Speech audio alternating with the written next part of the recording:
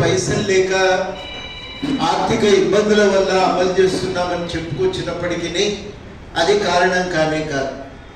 కంపెనీలకు కార్పొరేట్ వ్యవస్థకు మాఫీ చేసినటువంటి బ్యాంకు పైసలు ఒక దగ్గర పోగేసి ఫిక్స్డ్ డిపాజిట్ చేస్తే బహుశా దాంతో మన ఖర్చులు కూడా తీరుతాయేమో చాలా మంది ఆర్థికవేత్తలు అన్నారు. కార్పొరేట్ వ్యవస్థకు రద్దు చేసినటువంటి బ్యాంకు సొమ్ము కంటే ఇది తక్కువే ఖర్చు అవుతుంది కాబట్టి ఇది పెద్ద సమస్య కాదు అని. అందువల్ల మన భారతదేశంలో ముఖ్యంగా ఈ సొమ్మును కార్పొరేట్ రంగానికి తాకట్టు పెట్టడమే మనం అంగీకరించడానికి వీల్లేదు. ఇది మన సొమ్ము, మన ప్రయోజనాల కోసము అయితే ప్రభుత్వం వాడుకోవాలి, లేకపోతే మనకన్నా ఉపయోగపడాలి. అవసరం కూడా ఉంది.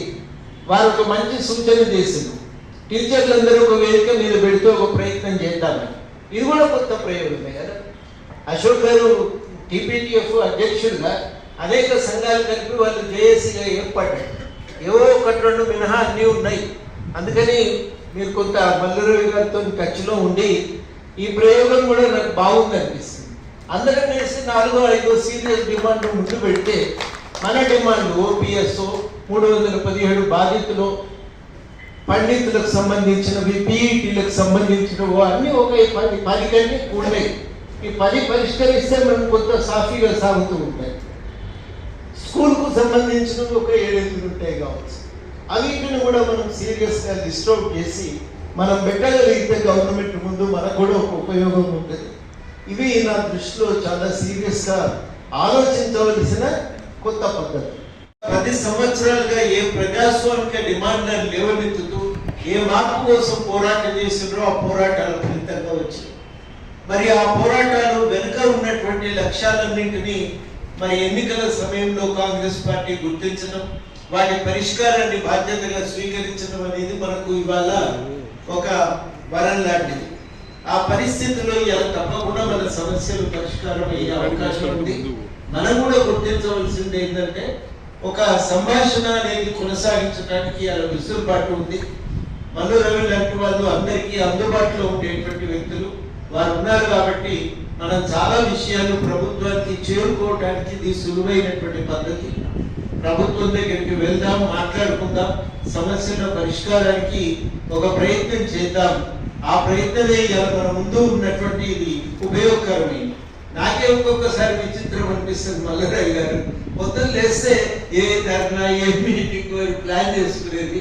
ఇప్పుడు ఇవన్నీ ఏ మినిస్టర్, ఏ సెక్రటరీ, ముందు ఏ ఆఫీసర్తో మాట్లాడాలి, ఇది కొత్తగా అనిపిస్తున్నది. అలవాటు లేని పద్ధతి 20 ఏళ్ళుగా వాళ్ళకు ఒకటే తోవ తెచ్చింది. ఇవాళ కొత్తతో ఆవిష్కరణ కావటం అనేది ఒక్కోసారి విచిత్రం అనిపిస్తుంది. అన్ని నా దగ్గరికి రోజు 10, 20, 30 వస్తాయి. అన్ని పట్టుకొని రోజుకు ఒక శాఖ దగ్గరికి పోయి వాళ్ళతో కూర్చొని డిస్కస్ చేసి ఈ పరిష్కారం ఎట్లయితే అని అడిగి ఇట్లా కాదండి దీనికి ఇబ్బంది ఉందంటే మళ్ళీ దానికి ఇంతసేపు మత్స్యరెడ్డి గారిని అదే అడుగుతున్నా. 317 దాని విషయంలో తలెత్తిన బాధితులకు పరిష్కారం ఏంటి అని అడుగుతున్నా. ఉద్యోగం మీద దృష్టి పెడదాం, కొంత ప్రయత్నం చేద్దామని మీ అందరికీ కూడా ఈ సందర్భంగా సూచన చేస్తూ సంక్రాంతి శుభాకాంక్షలతో సెలవు. గారికి విశిష్ట అతిథిగా వచ్చినటువంటి పెద్దలు గౌరవనీయులు ప్రొఫెసర్ కోదండరామ్ గారికి, వేదికను అలంకరించినటువంటి ఇతర ఆర్గనైజేషన్ లీడర్స్ కి, ఈ కార్యక్రమంలో పాల్గొన్న ఉపాధ్యాయులకి, ప్రభుత్వ ఉద్యోగులకి మొదటిగా నా హృదయపూర్వక నమస్కారాలు తెలియజేస్తూ దాంతోపాటు సంక్రాంతి శుభాకాంక్షలు కూడా మీకు తెలియజేస్తున్నాం.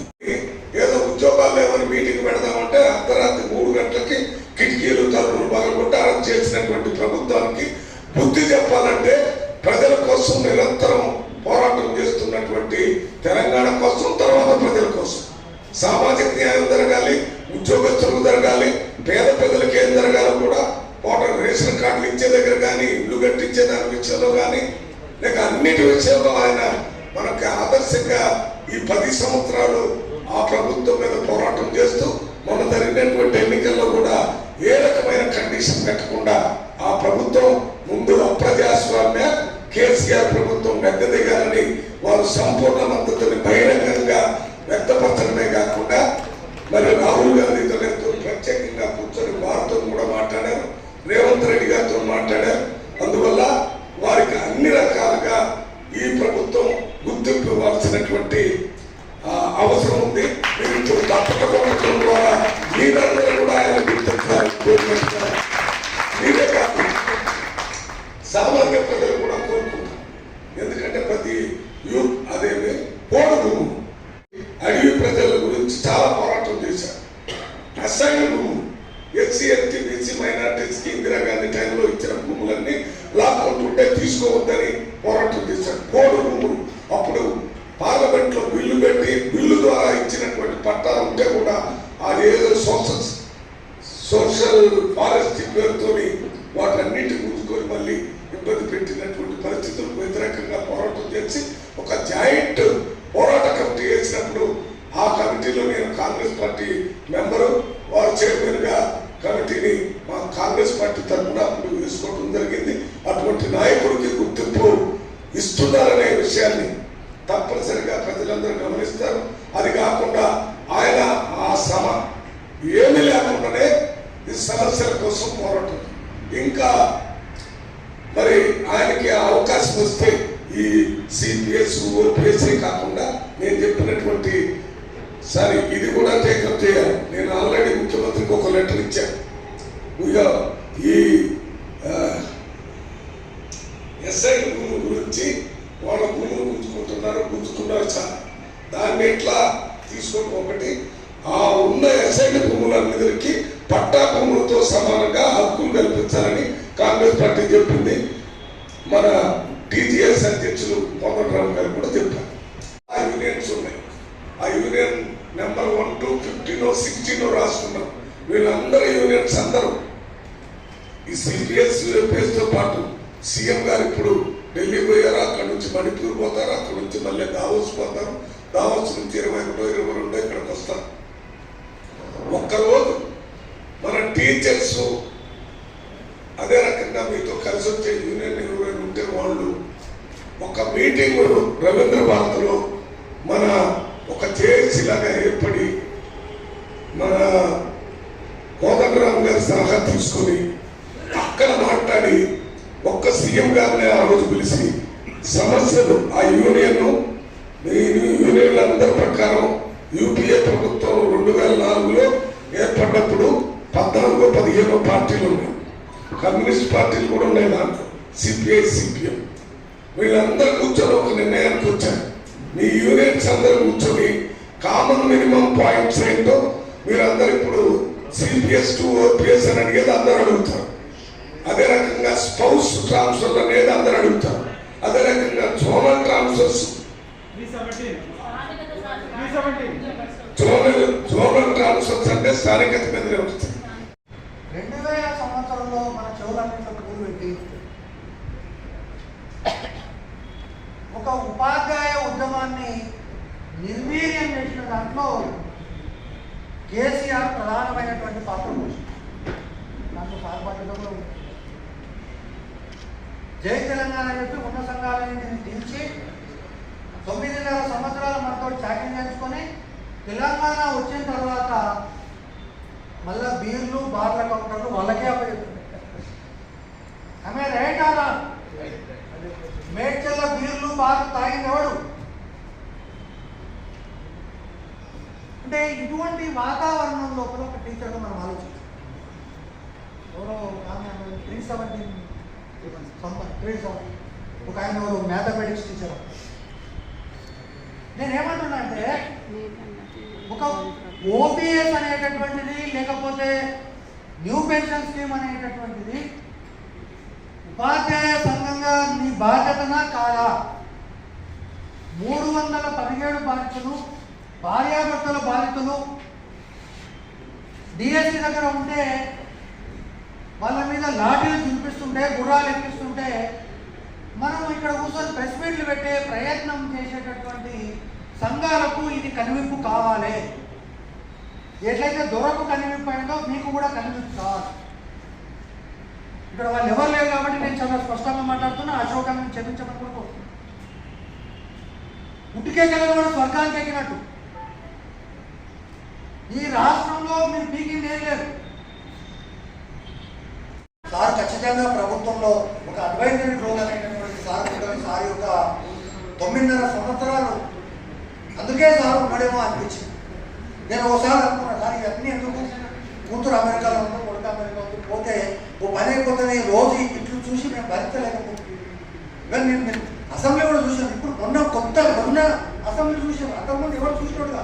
ఒకవేళ అసెంబ్లీ పెట్టగానే శ్రీధర్ బాబు తిట్టుడు, లేకపోతే బట్టి విక్రమార్క తిట్టుడు, ఆ తిట్లు భరించలేక మనముని అమ్మాయి చాలా మార్చుకోవడం, ఇటువంటి పరిస్థితి నుంచి మొన్న అసెంబ్లీ చూస్తే ఎంత సంతోషంగా అనిపించిందంటే నేను రిపీట్ చేసుకొని మళ్ళీ కూడా చూసుకున్నాను. ఎందుకంటే ఒక చర్చ జరిగింది. సో ఇటువంటి ఒక ప్రజాస్వామిక తెలంగాణ నిజంగా కూడా తెలంగాణ సోనియా గాంధీ గారు ఇచ్చారు. కానీ నేను నిన్న డ్రామాటికల్గా ఒక విషయం చెప్పాను. తెలంగాణలో ఉన్న 4 లక్షల మంది ప్రజలు ఈ యొక్క హరిఘోష భరించలేక, ఈ యొక్క వేధింపులు భరించలేక ఇంద్రలోకానికి పోయి ఇంద్రుని కోరుకుంటే ఆమె సోనియా గాంధీకి ఫోన్ చేసి ఇవో తెలంగాణలో ప్రాబ్లమ్స్ అంటే ఎవరైనా పంపించి ఈ సమస్య పరిష్కరించంటే రేవంత్ రెడ్డిని పంపించి ఈ సమస్య పరిష్కరించి తెలంగాణ ప్రజలందరికీ కూడా ఒక ప్రజాస్వామ్యాన్ని ప్రసాదించినటువంటి పరిస్థితి ఈ తెలంగాణ రాష్ట్రంలో చెప్పుకోవచ్చు. కాబట్టి ఇటువంటి ఒక పరిస్థితుల్లో కూడా తప్పకుండా మీ సమస్యలు పరిష్కారం అవుతాయి. 100% ఖచ్చితంగా తెలంగాణ రాష్ట్రంలో ఈ యొక్క న్యూ పెన్షన్ స్కీమ్ అనేటటువంటిది ఉండదనేటటువంటి పూర్తి విశ్వాసం వ్యక్తం చేస్తూ సెలవు. Thank you. మీ అందరికీ కోరుతూ ఈ యొక్క అంశం అనేటటువంటిది చాలా స్పష్టంగా ఒకటి ప్రజాస్వామ్యంలో ఈరోజు తెలంగాణలో ఉన్న వాతావరణం ఏంటంటే ఈ ప్రభుత్వం ఎవరికైనా ఒక పాజిటివ్గా చేద్దామని అనుకుంటే చేస్తారు తప్ప దాన్ని ఇంకేదో తిప్పి ఇంకేదో రాజకీయం చేసి ఇటువంటి ఏదైతే 9.5 సంవత్సరాలు జరిగిన మాదర్చోత్ పనులు ఇక్కడ జరగవు. అంతవరకు అయితే నేను గ్యారెంటీ చేయగలను. అదేవిధంగా ఒకవేళ రేపు ప్రభుత్వంలో పని జరగకపోతే మీరు ఎటువంటి రౌండ్ టేబుల్ పని పెట్టినా ఈ ప్రభుత్వం ప్రోత్సహించి వచ్చి కూర్చొని మాట్లాడతాం తప్ప ఇంకో రకమైనటువంటి వ్యవహారం ప్రభుత్వం చేయదు. కామన్ రూల్స్ అన్నారు, అవి రాలేదు. కామన్ సర్వీస్ రాలే, వస్తాయని గ్యారెంటీ లేదు. కానీ అది ఏమి పట్టలే. కానీ మోడల్ స్కూల్లో మన యూనిట్ ఉండాలి, రెసిడెన్షియల్ స్కూల్లో మన యూనిట్ ఉండాలి, గురుకులాల్లో మన యూనిట్ ఉండాలి, కేజీబీలో మన యూనిట్ ఉండాలి. ఏం ఇక్కడ నీ సమస్య నువ్వు పరిష్కరించుకోలేవు, నీ ఇంకో సమస్య నువ్వే పరిష్కరించు. కాబట్టి ఇటువంటి పరిస్థితుల్లో మనం ఇక్కడ కూర్చొని సరే ఇది సందర్భం కాదు, కానీ ఇటువంటి విషయాలు కూడా మీకు తెలవాలి ఉంటుంది. There is a theory for pension. Pension అనేటటువంటి దానికి ఒక సిద్ధాంతము. ఫర్ ఎగ్జాంపుల్ ఒక టీచర్ అనేటటువంటి వాడు నీ యొక్క contribution to the society is less than A constable who is working in naxalite area. వాడు తన యొక్క జీవితాన్ని పనంగా పెట్టి ఉద్యోగంలో చేరాలా లేదా ఆలోచిస్తాడు. కాబట్టి వారి యొక్క సాక్రిఫైస్ తక్కువ చేసి చూడడానికి లేదు. అదేవిధంగా పెన్షన్ అనేటటువంటిది అమెరికన్ ఎకనామిస్ట్ ఏం చెప్పిందంటే the production of a particular individual depends on his pension. నీ యొక్క పెన్షన్ పైన ఆధారపడి నీ యొక్క ప్రొడక్టివిటీ ఉంటుంది. మీరు కావాలంటే గూగుల్లో కూడా సెర్చ్ చేయొచ్చు, ఆయన పేరు డోర్సీ. అంటే నీ యొక్క పెన్షన్ లేకపోతే నీకు అనునిత్యం 24 గంటలు వాట్సాప్ చూసుడేనా, ఆయన రాసిన ఆర్టికల్ చదువుడేనా, 24 గంటలు వాట్సాప్లో ఈ సిపిఎస్ గ్రూపులలో ఏమొస్తున్నాయి ఏ కదా ఇదే పనే. కానీ మనం ఆయన ఎప్పుడే చెప్తాము. ఇవన్నీ కూడా మెంటల్ స్ట్రెస్ అనేటటువంటిది ఉపాధ్యాయులకు ఉద్యోగులకు ఉన్నటువంటి పరిస్థితి స్పష్టంగా ఈ రాష్ట్రంలో కనిపిస్తుంది. నీకు 5 ఎకరాల భూమి ఉండేది, నువ్వు పండించినా పండియకపోయినా నెలకు 10 సంవత్సరానికి 10,000 ఎకరాకి ఈయనే పడుతుంది. ఇక ఏం నొప్పి అయింది, వానికి 5 లక్షలు ఇస్తేంది 10 లక్షలు ఇస్తేంది. ఇక్కడ నేను ఎందుకు చెప్తున్నా ఈ విషయం అంటే నువ్వు ఎకనామిక్ రిఫార్మ్స్ ఇట్లా లేవు. వాడు ఏమంటున్నాడు, నేను రేవంత్ రెడ్డి కూడా మాట్లాడాను. యాక్చువల్గా వర్షాకాలము పండేటటువంటి భూమి, తర్వాత రబీలో పడేటటువంటి అది 50% ఉంటుంది, కానీ పెన్షన్ మాత్రం 2%. నిరుద్యోగులు ఎవరైతే ఉన్నారో, so I'm not agrees for them, but ఇంకా వెల్ఫేర్ స్కీమ్లో నువ్వు పెన్షన్ ఇస్తున్నావు అంటే నిరుద్యోగులకు పెన్షన్ ఇవ్వండి. ఇప్పుడు ఈయననేమో ఊడిగం చేసి 30 సంవత్సరాలు ఊడిగం చేసిన తర్వాత నువ్వు ఇంటికి పోవాలి, శేఖరణ ఇచ్చి నువ్వేం చేయాలి? అల్టిమేట్గా ఓల్డ్ ఏజ్ పెన్షన్ అప్లై చేయాలి. అనేక మంది ప్రయత్నాల మీద ఒక దుర్మార్గమైనటువంటి పాలన అంతరించింది.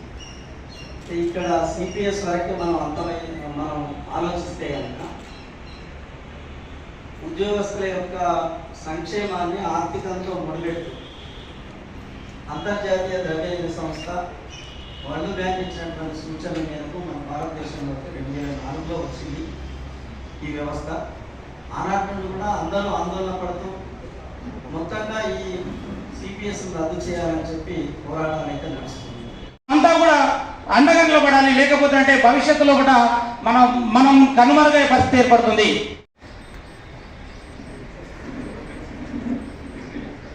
డిగ్రీ లెక్చరర్స్ అసోసియేషన్ ఒక్కటే నిమిషం సార్ పని చేయగలుగుతాం సార్. ఉద్యోగులమైనా ఉపాధ్యాయులమైనా ఎవరైనా మనము ఎకనామిక్స్ లో ప్రొడక్టివిటీ అంటాం కదా, ఆ ప్రొడక్టివిటీ అనేది డిపెండ్స్ అపాన్ ఫ్యూచర్ సెక్యూరిటీ కూడా అనుకుంటున్నాం సార్.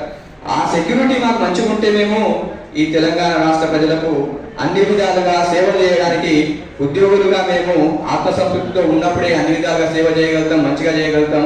అదేవిధంగా ముఖ్యమైన సమస్య అయినటువంటి ఏదైతే లంచం ఏదైతే ఉందో అది మొత్తం రూపుమాపాలి అంటే ఉద్యోగి సంతృప్తిగా ఉండాలి సార్. కాబట్టి ఈ యొక్క పాత పెన్షన్ విధానాన్ని పునరుద్ధరించి మనకు, ఎందుకంటే తల్లినాటి కాంగ్రెస్ ప్రభుత్వం మాకు విలువ తెలియలేదు సార్. వాస్తవానికి కాంగ్రెస్ పార్టీ ఉన్నప్పుడు నింద చేసేది మేము, దాని యొక్క విలువ తెలియలేదు. విశిష్టారెడ్డి గారు కోదండరాం సార్ మరియు మన యొక్క ముఖ్యమైన అతిథి మల్లు రవి సార్ గారు, అదేవిధంగా ఈ యొక్క రౌండ్ టేబుల్ సమావేశానికి వచ్చినటువంటి వివిధ సంఘాల నాయకులందరికీ కూడా మరొకసారి శుభాకాంక్షలు తెలియజేస్తూ, సార్ ఈ రోజు యొక్క ముఖ్య ఉద్దేశం ఏంటంటే పాత పెన్షన్ పునరుద్ధరణ. అంటే కొత్త పెన్షన్ ఏదైతే 2004 తర్వాత వచ్చిందో ఆ పెన్షన్ విధానంలో చాలా లోపాలు ఉన్నాయి. అదేవిధంగా అది లక్షలాది మంది ఉద్యోగ ఉపాధ్యాయులకు తీవ్ర మనోవేదన గురి చేస్తుంది. అదేవిధంగా అది ఒక పెద్ద ఆర్థికపరమైన దోపిడీ, కార్పొరేట్ వ్యవస్థలో ఆర్థికపరమైన దోపిడీ ఏ విధంగా కొనసాగుతుందో మేము చాలా అనుభవిస్తున్నాం సార్. ఇది రాష్ట్ర ప్రభుత్వానికి మరియు ఉద్యోగులకు అనుకూలమైన విధానం పాత పెన్షన్ విధానం.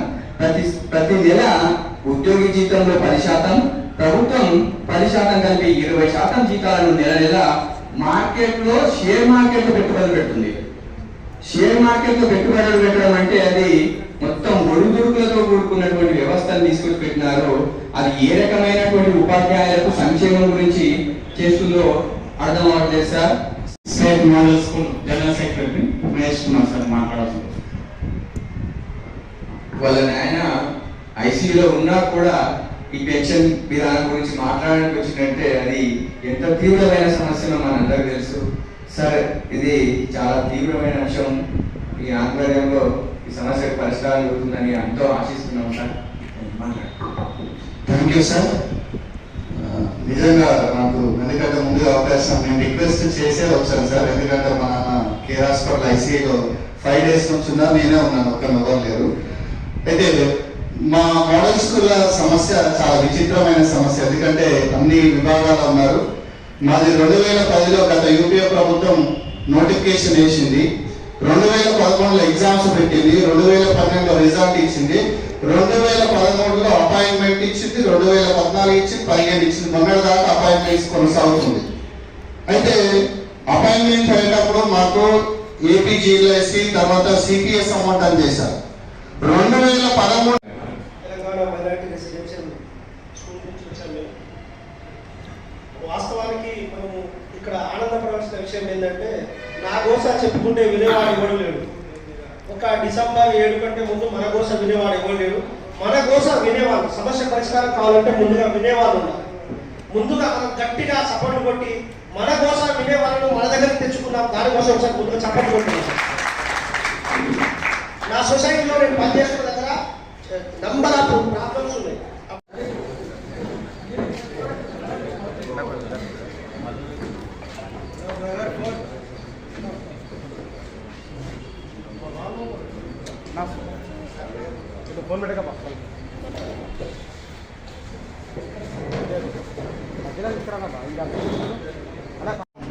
రౌండ్ టేబుల్ సమావేశం ఏర్పడినటువంటి కృష్ణమూర్తి గారికి, అదేవిధంగా కమిటీ మెంబర్లకు ధన్యవాదాలు తెలుపుకుంటూ, కోదండరామ్ గారు తెలంగాణ ఉద్యమాన్ని 4 కోట్ల జనాభాని ఎన్నికేసుకొని ఉద్యమం చేసి తెలంగాణ సాధించిన దాంట్లో ముందు వరుసలో ఉన్నటువంటి కోదండరామ్ సార్ గారు ఏ విధంగా తెలంగాణ సాధించిండో అదేవిధంగా తెలంగాణలో ఉన్నటువంటి ఉద్యోగస్తుల తరఫున ప్రభుత్వానికి ఉద్యోగస్తులకు మధ్యన ఒక వారధిగా సంధానకర్తగా ఉండి మా యొక్క పెన్షన్ విధానాన్ని, కొత్త పెన్షన్ విధానాన్ని రద్దు చేసి పాత పెన్షన్ విధానాన్ని తీసుకొచ్చే దాంట్లో కోదండరామ్ సార్ గారు ముందు వరుసలో ఉంటారని చెప్పేసి కోరుకుంటూ భరించుకుంటాం. 1991 ఆర్థిక సంస్కరణలో భాగంగా 2 రకాల సంస్కరణలు వస్తాయి. ఆ 2 సంస్కరణలో నేపథ్యంలో వచ్చిందే ఈ యొక్క సిపిఎస్ అనేటువంటిది మనం అర్థం చేసుకోవాలి. పట్టాచార్య కమిటీ సిఫార్సు ప్రకారం అప్పుడున్నటువంటి ప్రభుత్వం ఎల్పిజిలో భాగంగా మరి రాష్ట్ర ఈ మొత్తం దేశంలో ఉద్యోగ ఉపాధ్యాయులకు ఇచ్చేటువంటి ఈ యొక్క జీతాలు తగ్గించాలనే ఉద్దేశంతో తీసుకొచ్చింది. అయితే ఒక దురదృష్టం ఏంటంటే 2004లో మరి దాన్ని ఇంప్లిమెంట్ చేసి 2018 వరకు కూడా చట్టం లేకుండా కేవలం ఒక ఎగ్జిక్యూటివ్ ఆర్డర్ ద్వారా మాత్రమే దాన్ని ఇంప్లిమెంట్ చేయడం జరిగింది. మరి చాలా దురదృష్టకర సంఘటన. ఎందుకంటే దాని అతిగతి లేకుండానే మన దగ్గర పార్లమెంట్ ఆమోదం లేకుండా కేవలం ఒక ఎగ్జిక్యూటివ్ ఆర్డర్ ద్వారానే ఇంప్లిమెంట్ చేసి కొన్ని లక్షల కోట్ల మంది యొక్క జీవితాలను ప్రమాదంలో నెట్టివేసినటువంటి ఘన చరిత్ర పాత ప్రభుత్వాలకు ఉంది. 1991 ఆర్థిక సంస్కరణలో భాగంగా 2 రకాల సంస్కరణలు వస్తాయి. ఆ 2 సంస్కరణలో నేపథ్యంలో వచ్చిందే ఈ యొక్క సిపిఎస్ అనేటువంటిది మనం అర్థం చేసుకోవాలి. పట్టాచార్య కమిటీ సిఫార్సు ప్రకారం అప్పుడున్నటువంటి ప్రభుత్వం ఎల్పిజిలో భాగంగా మరి రాష్ట్ర ఈ మొత్తం దేశంలో ఉద్యోగ ఉపాధ్యాయులకు ఇచ్చేటువంటి ఈ యొక్క జీతాలు తగ్గించాలనే ఉద్దేశంతో తీసుకొచ్చింది. అయితే ఒక దురదృష్టం ఏంటంటే 2004లో మరి దాన్ని ఇంప్లిమెంట్ చేసి 2018 వరకు కూడా చట్టం లేకుండా కేవలం ఒక ఎగ్జిక్యూటివ్ ఆర్డర్ ద్వారా మాత్రమే దాన్ని ఇంప్లిమెంట్ చేయడం జరిగింది. మరి చాలా దురదృష్టకర సంఘటన. ఎందుకంటే దాని అతిగతి లేకుండానే మన దగ్గర పార్లమెంట్ ఆమోదం లేకుండా కేవలం ఒక ఎగ్జిక్యూటివ్ ఆర్డర్ ద్వారానే ఇంప్లిమెంట్ చేసి కొన్ని లక్షల కోట్ల మంది యొక్క జీవితాలను ప్రమాదంలో నెట్టివేసినటువంటి ఘన చరిత్ర పాత ప్రభుత్వాలకు ఉంది. ప్రభుత్వంలో కూడా మాకు న్యాయం జరుగుతుందని ముఖ్యంగా మా గురువు గారు ఒక నిర్ణయం తీసుకున్నటువంటి సార్ ద్వారా మాకు న్యాయం జరుగుతుందని మేము కోరుకుంటా ఉన్నాం. సార్ సిపిఎస్కు న్యాయం జరగాలంటే ముఖ్యంగా మొట్టమొదటి చేయాల్సిన పని ఏంటంటే మా దగ్గర నుంచి కట్ అవుతున్నట్టు 10% అమౌంట్ను నిలిపివేయాలి. ఫస్ట్ సార్ మా దగ్గర నుంచి కట్ అవుతున్న అమౌంట్ ఇమ్మీడియట్గా నిలిపేస్తే అది మా సార్ రేవంత్ రెడ్డి గారి దృష్టికి తీసుకెళ్లి మొట్టమొదట ఆ పని కనుక వేస్తారంటే ఉద్యోగులకు ఒక భరోసా వస్తుంది, సిపిఎస్ వెళ్ళిపోతున్న ఉద్దేశంతో. లేదు సార్, ఇంకొకటి రాష్ట్ర ప్రభుత్వానికి చాలా డబ్బులు మిగులుతాయి. 2 లక్షల 3 లక్షల మంది ఉద్యోగులకు నెలకు వాళ్ళకు కాంట్రిబ్యూషన్ మేము ఎంత వేస్తున్నామో ప్రభుత్వం కూడా అంతే వేస్తుంది. కాబట్టి ఆ డబ్బులు కనుక మిగిలితే ఒక మిగులు బడ్జెట్లోకి వచ్చే పరిస్థితి కూడా కనిపిస్తుంటది.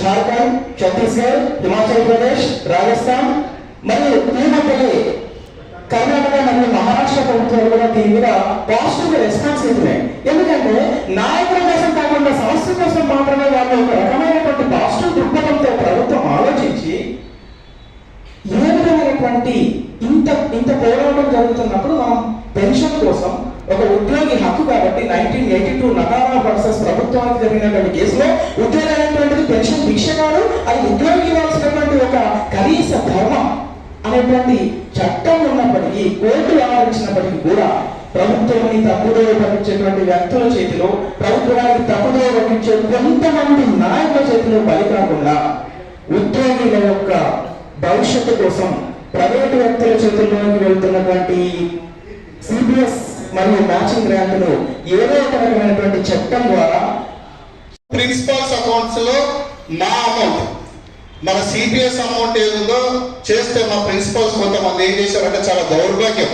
మాకు హాస్టల్స్ ఇచ్చారు, అందులో మోడల్ స్కూల్లో ప్రిన్సిపల్స్, టీజీటీలు 3 పోస్టుల్ని భర్తీ చేస్తే హాస్టల్స్ మెయింటెనెన్స్ కోసం టీచర్ల సిపిఎస్ అమౌంట్ అడుగుతున్నటువంటి కొంతమంది ప్రిన్సిపల్స్, అట్లా కొంతమంది గతంలో అధికారులు కూడా ఆదేశాలు ఇచ్చారు. మేము కొట్లాడాక సార్ తెలుసు. మా సారు ఎప్పుడు కూడా ఇందిరా పార్క్ దగ్గర మోడల్ స్కూల్లో ధర్నా చేస్తుంటే సార్ని ఖచ్చితంగా మేము పిలిచేవాళ్ళం. ఎందుకంటే మా గురువు గారు సమస్య, ఎందుకంటే తెలంగాణ ఉద్యమం కొట్లాడించుకున్న తెలంగాణలో మోడల్ స్కూల్ సమస్య సార్ ప్రతి తెలుసు, అశోక్ సార్ తెలుసు, మసూర్ రెడ్డి సార్ తెలుసు. మేము లాస్ట్కి ఏం చేసామంటే మా సిపిఎస్ అమౌంట్ అన్న ఎక్కడ కాకుండా పోతుంది, ఎట్లా వెంకన్న స్వామికి వేస్తే ఉండిలు వేస్తున్నా 11 రూపాయలు మొక్కుబడులు వేస్తున్నాం, అది ఎక్కడ పోతుందో తెలియలేనటువంటి పరిస్థితి కావాలని చెప్పి ఆయన సిపిఎస్ ఇవ్వండి అని కొట్లాడినటువంటి దౌర్భాగ్య పరిస్థితిలో మేము ఉన్నవాళ్ళం. అయినాక తర్వాత ఎన్పిఎస్ 2018 నుంచి ఎన్పిఎస్ కట్ అయింది. ఇప్పటికి కూడా స్కూల్ ఎడ్యుకేషన్ లో ఉన్నటువంటి అమౌంట్ అక్కడ ఉంది, ప్రిన్సిపల్స్ అకౌంట్ ఉన్నటువంటి అకౌంట్ లో ఉంది. మీ గతంలో ఉపాధ్యాయ సంఘాలుగా మా సంఘాలుగా మేము చాలాసార్లు ప్రాతినిధ్యం ఎక్కడ కాకుండా ఉన్నటువంటి మా అమౌంట్ ను ఆ ఎన్పిఎస్ అకౌంట్ లో చేయండి, లేకపోతే టీచర్లకు ఏంటి అన్నట్టు కూడా అవి ఎక్కడున్నాయో తెలియలేనటువంటి పరిస్థితి గందరగోళంలో ఉన్నాం. వాళ్ళకు నయా పైసా కూడా చెల్లించలేనటువంటి సిపిఎస్ రూపంలో ఇవ్వలేనటువంటి దౌర్భాగ్య పరిస్థితి. ఇలా మనకి ఏంటంటే ఒక గవర్నమెంట్ ఉద్యోగంతో రేషన్ కార్డు పోయినాం, హాస్పిటల్ వేస్తే ఒక హెల్త్ కార్డు లేనటువంటి పరిస్థితి. లక్షలు ఇలా మధ్యతరగతి పేదవాడు ఇలా ఒక నాణ్యమైనటువంటి ఒక వైద్యం కూడా అందించుకోలేనటువంటి దౌర్భాగ్య పరిస్థితుల్లో సిపిఎస్ ఉద్యోగుల పరిస్థితి ఉంది. అందులో మా మోడల్ స్కూల్ ఒక సొసైటీ అని పెట్టి పేరుకు మాత్రం చాలా బ్రహ్మాండంగా ఉన్నాయి, చాలా ఉన్నాయి. కానీ మన టీచర్ల సమస్యలు చూస్తే చాలా ఆందోళన గోచరంగా ఉన్నాయి. కాబట్టి మేము దాదాపు ఒక 3,000 మంది మోడల్ స్కూల్ టీచర్లు ఉన్నాం. తెలంగాణ రాష్ట్రంలో 194 మోడల్ స్కూల్ సమర్థవంతంగా పనిచేస్తున్నాయి. ఇవందరం కూడా సిపిఎస్ సంబంధించినటువంటి బాధ్యతలు చనిపోయినటువంటి కుటుంబాలకు కూడా ఈరోజు ఏ రోజు కూడా ఇవ్వలేదు. కాబట్టి గౌరవ పెద్దలందరూ కూడా నాకు ఎందుకంటే మా సమస్య కూడా ఇక్కడ తెలియాలి. సిపిఎస్ అనేది ఈరోజు రేపు ఎలక్షన్స్ వస్తున్నాయి. మన రాష్ట్రంలో ఎంత కొట్లాడుతున్నాం, కేంద్ర ప్రభుత్వం మీద ఒత్తిడి చేయాల్సినటువంటి అవసరం ఉంది. రైల్వే ఎంప్లాయీస్ మజ్దూరులు సంఘాలు రోజు టెంటేసి నిరసన జరుపుతారు. అంటే ఎలక్షన్స్ వస్తున్నాయి కాబట్టి సమస్య రాష్ట్ర ప్రభుత్వం మీద ఎంత ఒత్తిడి చేస్తున్నామో కేంద్ర ప్రభుత్వం మీద ఈ పిఎఫ్ఆర్డీ చట్టం మీద దాన్ని అంత ఒత్తిడి తీసుకొచ్చి దీనికి ఇది ఎందుకంటే ఉద్యోగ పాలిట శాపంగా మారినటువంటి ఈ సిపిఎస్ విధానాన్ని రద్దు చేసి మనకు ఓపీఎస్ విధానాన్ని తీసుకురావడానికి కృషి చేద్దామని చెప్పేసి అందరం కలిసి పోరాటం చేద్దాం. ప్రభుత్వం కూడా మనకు సానుకూలంగా ఉంది, రాష్ట్ర ప్రభుత్వం అదేవిధంగా కేంద్రంలో కూడా రేపు ఎన్నికలున్నాయి కాబట్టి ఖచ్చితంగా చేస్తే ఇది అన్ని రాష్ట్రాల్లో ఒక మంచి పేరు వచ్చేటువంటి అవకాశం గురించి చెప్పుకుంటూ ఈ అవకాశం ఇచ్చిన అందరికీ కూడా పేరున ఉద్యమాలను తెలియజేసుకుంటూ ముఖ్యంగా సభాధ్యక్షుడు Chandrashekar sir, coordinator Krishnamurthy sir ప్రత్యేకంగా ఉద్యమాలను తెలియజేసుకుంటున్నాను. Thank you sir. మహమ్మారిని తొలగించడానికి ఒక అడుగు ముందు వేసి నేడు రౌండ్ సమావేశం నిర్వహిస్తున్నటువంటి అధ్యక్షులు చంద్రశేఖర్ గారు, కోఆర్డినేటర్ కృష్ణమూర్తి గారికి అభినందనలు తెలియజేస్తూ, మరియు గత కొన్ని సంవత్సరాల నుండి ఒక సిపిఎస్ అంశం మీదే పోరాటం చేసి ఉద్యోగుల్లో అవగాహన కలిగిస్తూ అనేక రకాల నిరసనలు, రాస్తారోకలు మరియు అనేక రకాల కార్యక్రమాలు నిర్వహించి ఉద్యోగులలో ఒక అవేర్నెస్ తీసుకొచ్చి ఈ యొక్క సిపిఎస్ అంశం అనేటటువంటిది నేడు ప్రధాన అంశంగా ప్రతి సంఘం భావించే విధంగా మరి ఈ యొక్క అంశాన్ని నేడు కీలక అంశంగా భావించి ఈ యొక్క అంశం పట్ల ప్రతి ఒక్కరిలో అవగాహన కలిగించి ఏదైతే రాష్ట్ర ప్రభుత్వం ఈ సిపిఎస్ అంశాన్ని రద్దు చేస్తేనే ఈ యొక్క ప్రభుత్వం యొక్క మనుగడ కొనసాగుతుందనే విధంగా ఈ యొక్క అంశాన్ని నేడు తీసుకొని రావడం జరిగింది. కాబట్టి ఆ అంశాన్ని తీవ్రమైనటువంటి అంశాన్ని గుర్తించినటువంటి కాంగ్రెస్ పార్టీ వారి యొక్క ఎన్నికల మేనిఫెస్టోలో సిపిఎస్ విధానాన్ని రద్దు చేసి మేము ఉద్యోగ ఉపాధ్యాయులకు అందరికీ తగిన న్యాయం చేస్తామని చెప్పేసి ఆ మేనిఫెస్టోలో పెట్టి నేడు ప్రభుత్వాన్ని ఏర్పాటు చేయడం జరిగింది. టీచర్లందరికీ 10 సంవత్సరాలుగా ప్రతి ఒక్కరికి ఏదో సమస్య, ట్రాన్స్ఫర్ రాలేదు, ఒకే ప్లేస్ 20 సంవత్సరాలు ఒకే దగ్గర పనిచేస్తున్నారు, 20 ఏళ్ళైనా ప్రమోషన్ రాలేదని ఒకరు, లేదా 370 ఉన్న చోటు ఉండనీయకుండా పని చేసుకోనీయకుండా 370 పేరుతో ఒకరిని డిస్టర్బ్ చేస్తూ ఇట్లా రకరకాలుగా ప్రతి ఒక్కరికి ఏదో ఒక సమస్య ఉన్నాయి సార్. 10 ఏళ్ళ నుండి ఒక్క సమస్య కూడా తీరలేదు. కొత్త సమస్యలు రావడమే కానీ ఉన్న సమస్యను తీరుతాము, లేకపోతే వాళ్ళకు ఉన్న ప్రాబ్లం ఏంటి, ఒక కంపెనీ ఏదైనా డిస్కషన్ పెడదామని లేకపోతే చెప్తే వినేవాళ్ళు కానీ ఎవరు లేని పరిస్థితి సార్. కాబట్టి ఇప్పుడు ఏదో కొంత మాకు అందరికీ కూడా ప్రతి ఒక్కరిని ఎట్లా అయిపోయిందంటే నా సమస్య పెద్దది, ఫస్ట్ నా ప్రాబ్లమే సాల్వ్ కావాలన్న పరిస్థితికి వచ్చేసింది. కాబట్టి టీచర్ల మధ్య ఏదైనా కొంచెం రీజన్ దొరికింది అంటే ఈ డిస్కషన్లో ఈ కొట్లాటలతోనే చాలా టైం ఖర్చుపోతుంది సార్. అసలు పర్సనల్గా మాట్లాడుతున్న పరిస్థితి లేకుండా పోయింది. ఇప్పుడు సార్ అన్నట్లు జిల్లాలో 2-3 జిల్లాలు కలపడంలో పెద్ద సమస్య ఒక రకంగా ఇట్లాంటి డిస్కషన్లో అయిపోతున్నాయి. కానీ సిపిఎస్ లాంటి ప్రాబ్లంలు రాగా డిస్కషన్ తక్కువైపోతుంది. అసలు ప్రాబ్లం పక్కన పడుతున్నాయి, వేరే వేరే ప్రాబ్లం అన్నీ కూడా కుప్పలుగా వచ్చున్నాయి సార్. వీలైనంత వరకు మీ మీద అందరూ కూడా నమ్ముకుంటున్నాం కాబట్టి ఈ సమస్యను ఒక్కొక్కటిగా పరిష్కరిస్తారని కోరుకుంటూ ఈ అవకాశం ఇచ్చినందుకు కృతజ్ఞతలు సార్. Thank you madam.